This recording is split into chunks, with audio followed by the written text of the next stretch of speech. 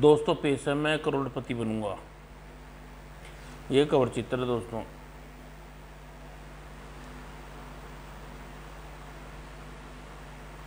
उप कौन है ये लोग? मुझे गाड़ी की स्पीड बढ़ानी चाहिए।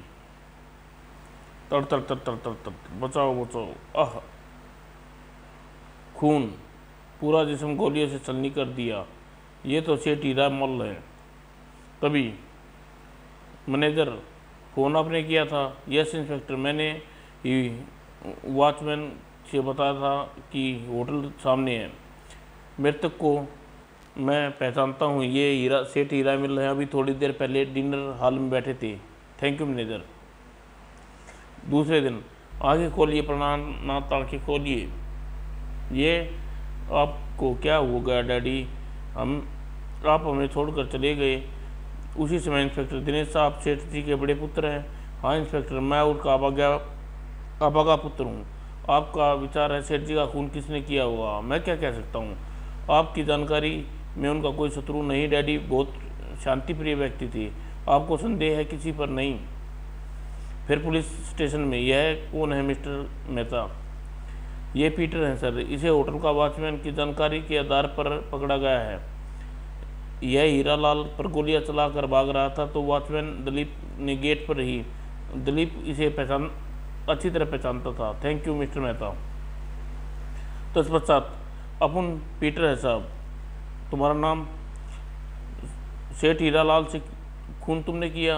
अपन सिर्फ साकार के वास्ते काम किया है। तुम्हारा मतलब तुम सिर्फ साकार के लिए काम करते हो? बराबर साहब। वह मेरे को इस काम के वास्ते 10,000 रोकड़ा दिए ला। तुम्हारा दूसरा साथी कौन है?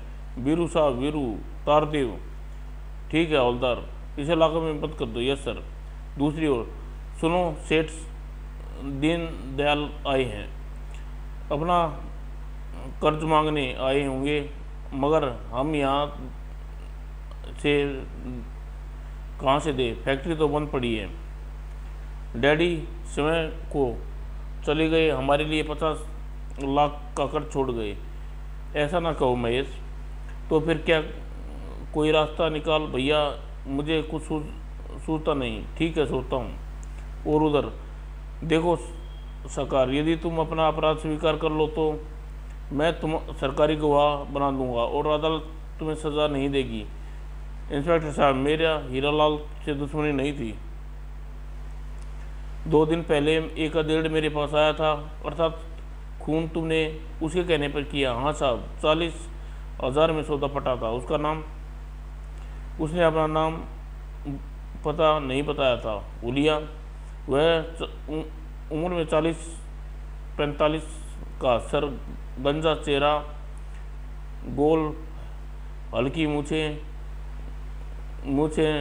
नजर आ रही थी, चश्मा, बाएं पैर लंगड़ा रहा था। ये ठीक है सरकार, यदि तुम सच है तो तुम्हें सज़ा से बचा ले जाएंगे। मैं झूठ नहीं बोलता साहब। बल्ला बाहर आकर मेहता के उलिया बताया। और मिस्टर मेहता, आप इस उलिये के संबंध में सभी थाने पर सूचित कर दी जाए। Okay sir. उधर मीरा महल में, भाभी भैया ने कहा है दीनदयाल को फ़ोन आया था, अभी किसी का फ़ोन पाकर बाहर गए हैं।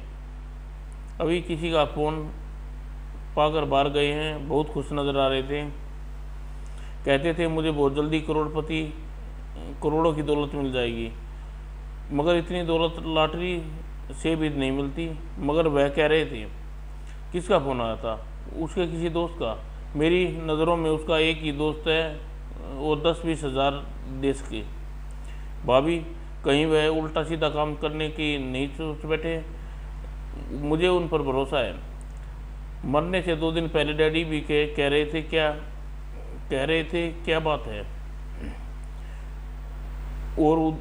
और तब मम्मी, डैडी क्या मरने के 4 दिन पहले बहुत खुश थे? कुछ कहा था उन्होंने? हाँ बेटे, कह रहे थे मेरे सभी कर्ज उतर जाएंगे और हमारे दिन फिर जाएंगे। कोई दोस्त उनकी मदद कर रहा था? नहीं, बस मुनीम जी की तारीफ कर रहे थे। उन्होंने तो अपने दोस्त से अधिक मानते थे। मम्मी भैया भाभी से अमीर बनने की बात कह रहे थे, मन में व्यर्थ वहम मत पालो बेटे। अच्छा मम्मी। और दूसरी ओर मिस्टर मेहता का कुछ पता चला? नो सर, मृतक हीरामल के मित्रों परिचित में कोई ऐसा लंगड़ा कर नहीं चल रहा, उसका कोई शत्रु। मृतक हीरालाल शांतिप्रिय और मधुभाषी थे, अतः कोई उसका शत्रु होगा ऐसा सोचा भी नहीं जा सकता। मगर आप यह मानते हैं कि कत्ल के पीछे कोई वजह ज़रूर होगी? जी हाँ, और वह वजह मैं उसे नहीं जान सका। फिर ड्यूटी के रूम में, हेलो इंस्पेक्टर बल्ला स्पीकिंग। देखिए मीरा, पुलिस से मेहता बोल रहा हूँ। वो कहिए मैं मिस्टर मेहता, सब ठीक तो है? इंस्पेक्टर डैडी 1 लाख का कर चढ़ा था और पराए वह परेशान रहते थे, किंतु मृत्यु के 4 दिन पहले बेहद खुश थे, कारण डैडी मम्मी से कह रहे थे उनका कर्जा उतर जाएगा। मैं आपका मतलब नहीं समझा इंस्पेक्टर। मुझे लगता है रातों रात कर्ज उतारने का लालच में वह किसी स्मगलर के चक्कर में पड़ गए थे। कोई ऐसा व्यक्ति उनसे मिलने आया था? यह तो मैं नहीं जानता। थैंक यू, मैं आपकी तफ्तीश के बारे में ध्यान रखूँगा। और फिर भैया, आप किसी से कर्ज लेने गए थे? नहीं, यह किस बनने का? भाभी कह रही थी आप करोड़ों की दौलत मिलने वाली है। क्या कह रहे? क्या यह सच है भैया? नहीं, फिलहाल नहीं महेश, सब किस्मत की बातें हैं। मैं समझा नहीं। मेरा मतलब किस्मत साथ दे तो कुछ भी मुमकिन होता है। भैया बैकी बातें कर रही हैं, मुझे मुनीम जी से पूछना होगा। और कुछ समय बाद, छोटे मालिक आप यहाँ आइए। नहीं, बैठना नहीं है मुनीम जी, बात पूछनी है। पता नहीं भाई साहब क्या हो गया है, को बैकी बातें कर रहे हैं। मतलब आज कह रहे थे मुझे करोड़ों की दौलत मिलने वाली है, करोड़ों की नहीं लाखों की। यानी आप, हाँ, मेरे पास आए थे तो क्या कहा आपने उन्हें? मैंने उनसे वादा किया कि मैं उनका कर्ज उतार दूंगा। आपके पास इतनी बड़ी रकम? किस्मत की बात है छोटे मालिक, किस्मत की। मैं समझा नहीं। तब मुनीम ने महेश को एक कान में कुछ कहा और ओह, फिर तो हम आपका उपकार कभी नहीं भूलेंगे मुनीम जी। और उसके पश्चात, यदि ऐसा हो जाए तो हम चिंता मुक्त हो जाएंगे। और दूसरी ओर इंस्पेक्टर बल्ला, सर, लंगड़े व्यक्ति का कोई पता नहीं चला। मुझे लगता है उसका वकील, उसका कातिल साकाल है ही है। मिस्टर मेहता, असली कातिल कोई दूसरा है, बीरू एवं साकार नहीं। मगर खून तो यह अलग बात है। साकार और पीटर एवं वीरू किसी दूसरे के कहने पर खून करवाया है। मिस्टर मेहता, हम उसी व्यक्ति की तलाश करना है। जी सर। तभी, हेलो इंस्पेक्टर बल्ला, ठीक है ना? जी हाँ, मगर आप यह समझिए मैं कानून का शुभचिंतक बोल रहा हूँ। खैर सेवा बताइए। इंस्पेक्टर सेठ हीरामल का एक खून मुनीम शंकरदास ने किया है। भला चौक पड़ा, मगर क्यों, यह मैं नहीं जानता। खैर, आपका परिचय? सारी इंस्पेक्टर, आप हीरालाल के मुनीम शंकरदास को जानते हैं? जी हाँ, मुझसे मिल चुका हूँ। क्या वह अधेड़ और गंजा और लंगड़ा है? अधेड़ गंजा है मगर लंगड़ा नहीं है। और मिस्टर मेहता, किसी अज्ञात व्यक्ति का कहना है कि हीरालाल उसकी कातिल शंकरदास हीरालाल असली कातिल शंकरदास है और उससे मिलना है। मगर वह तो अज्ञात कौन है, यह उसने नहीं बताया। आश्चर्य है, हो सकता है वह मुनीम का व्यर्थ में फंसाना चाहता हो। शायद ऐसा नहीं है। उधर थोड़ी देर बाद, आए स्वामी, पिताजी, इंसान का कोई भरोसा नहीं। सर, यह भीड़, रोने की आवाज़ें, शंकरदास का मकान तो यही है। सर, मैं यहाँ आ चुका हूँ। सुनो, यह सब क्या हो रहा है? साहब, अभी भी कोई शंकरदास को खून करके भाग गया। शंकरदास भला आदमी था। और फिर स्वामी, ओह मेहता, आप इन लोगों को बाहर निकालिए। पिताजी, हमारा क्या होगा? ठीक है सर। आप शायद शंकरदास जी के पुत्र हैं। जी साहब। आप बता सकते हैं खून कैसे हुआ? साहब, माँ की तबीयत खराब थी और मैं बहन शीला के पास थे।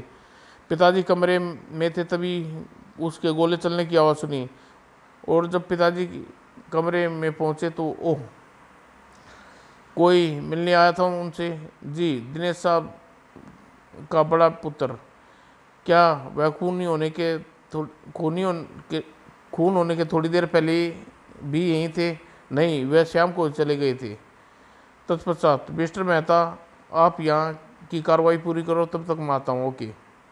मुझे दिनेश और महेश दोनों से मिलना पड़ेगा, और अगले ही क्षण फिर मीरा पैलेस में। मिस्टर दिनेश, किसी ने अभी अभी आपके मुनीम शंकरदास का खून कर दिया है। खून? मगर वह श्याम तो मैं जानना चाहता हूँ उससे मिलने। आप उनसे मिले थे? देखिए, हमारी फैक्ट्री बंद पड़ी है। मैं उनसे कहने गया था वह मजदूर यूनियन के नेता से बात कर ले,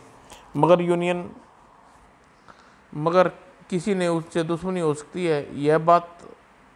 इस बात का पता तो बाद में चलेगा। खैर, फिर पुलिस स्टेशन में। हेलो इंस्पेक्टर, मैं वही शुभचिंतक बोल रहा हूँ। ओह, आप मुझसे अपना परिचय नहीं दे सकते? नहीं, मैं केवल सूचना नोट कीजिए। एक मिनट, आपने कहा था कि हरीशलाल का खून मुनीम ने किया है। मेरी रिपोर्ट गलत नहीं होती, मगर शंकरदास का खून किसने किया? जिसने भी किया वह भी मारा जाएगा। कौन मारा जाएगा? शंकरदास का हत्यारा। कौन मारा जाएगा? शंकरदास का हत्यारा। देखो, कानून से मजाक मत करो। खैर, आपको एक सूचना दे रहा हूँ। कोई हीरालाल के बेटे दिनेश का भी खून कर सकता है। मगर कौन? उसका छोटा भाई महेश। एक भाई का दूसरे भाई से मगर खून क्यों? यह मैं नहीं जानता। अजीब बात, आखिर अज्ञात शुभचिंतक कौन है? और ठीक ठीक उसी समय पर सर, संभावित स्थानों पर फिंगरप्रिंट उठवा लिए गए हैं। लाश के पोस्टमार्टम के लिए भेज दी गई है। पूछताछ करने पर कोई नई बात सामने आई? जी, दरअसल शंकरदास का कहना है कि वह जल्दी अमीर बन जाएगा। यह सब किसने कहा था? उसकी पत्नी और बेटे ने। अजीब बात है। सेठ हीरामल जी अपनी पत्नी से यही कहता था। चक्कर क्या है? मिस्टर मेहता, आप दिनेश पर नज़र रखिए। सर, क्या आपको उस पर संदेह है? नहीं, मगर मैं सोचता हूँ कि वह दोनों में से एक ही श्रृंखला की कड़ियाँ हैं। लगता है दोनों अमीर बनने के लालच में किसी स्मगलर से जुड़े हुए थे। दूसरी ओर महेश तुम्हारे डैडी का एक मित्र, आपको एडवोकेट केशवानी बोल रहा हूँ। कहिए अंकल, मैं आपके लिए क्या कर सकता हूँ? महेश, तुम्हारी किस्मत जाग गई है। तुम करोड़पति बन सकते हो, मगर कैसे? पहले वसंत दो, किसी को नहीं बताओगे? Promise uncle. तुम्हारे डैडी ने कोई रिश्तेदार विदेश में रहते थे। जी हाँ, हम उसे नाना कहते हैं। और वह यह भी सच है कि वह तुम्हें बहुत चाहते हैं। आप ठीक कहते हैं। उनकी मौत हो गई है। वह अपनी संपत्ति तुम्हारे नाम लिख गए हैं। क्या क्या सच बोल रहे हैं? मैं भला झूठ बोलने की क्या ज़रूरत है? Thank you uncle, thank you. मगर इसमें कुछ शर्तें हैं। कौन सी शर्तें? तुम मुझसे शाम को होटल क्वीन में डिनर हॉल में मिलो। उफ, फ़ोन कट गया। हे भगवान, तेरा लाख लाख धन्यवाद। उधर पुलिस स्टेशन में। अरे मिस्टर मेहता, आप बड़े बेचैन से लग रहे हैं। क्या बात है? सर, मैंने हीरालाल के बेटे दिनेश का पीछा किया। अच्छा, कहाँ है वह? हरपुर रोड के खंडर में। रात को खंडर में क्यों? सर, ऐसा लगता है जैसे वहाँ कुछ खोज रहा हो। क्या वह अकेला है? यस सर, बिल्कुल अकेला। सर, एक बार उसके खंडर में तस्करी का माल पकड़ा गया था। मुझे संदेह है कि दिनेश संबंध तस्कर गिरोह से हो सकता है। तो नहीं?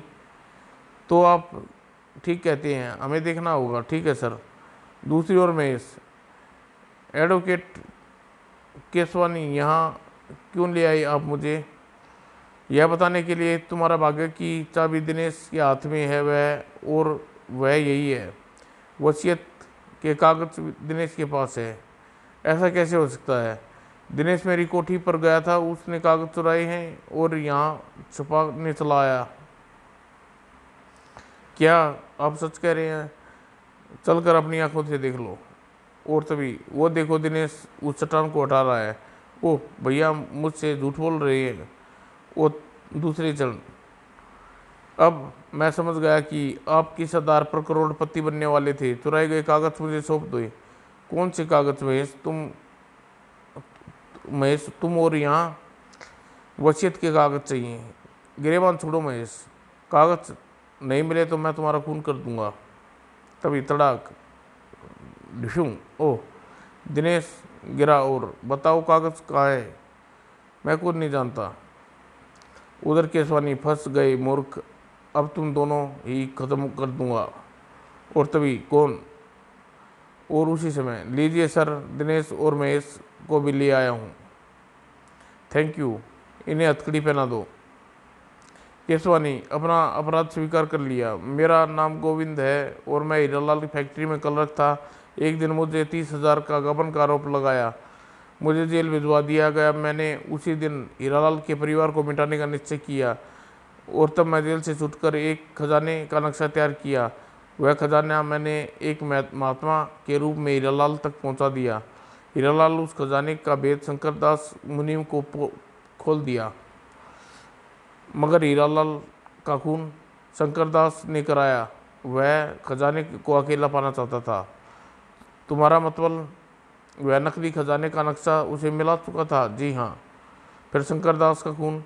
मैंने दिनेश का फ़ोन कर बताया शंकरदास के पास खजाने का नक्शा है।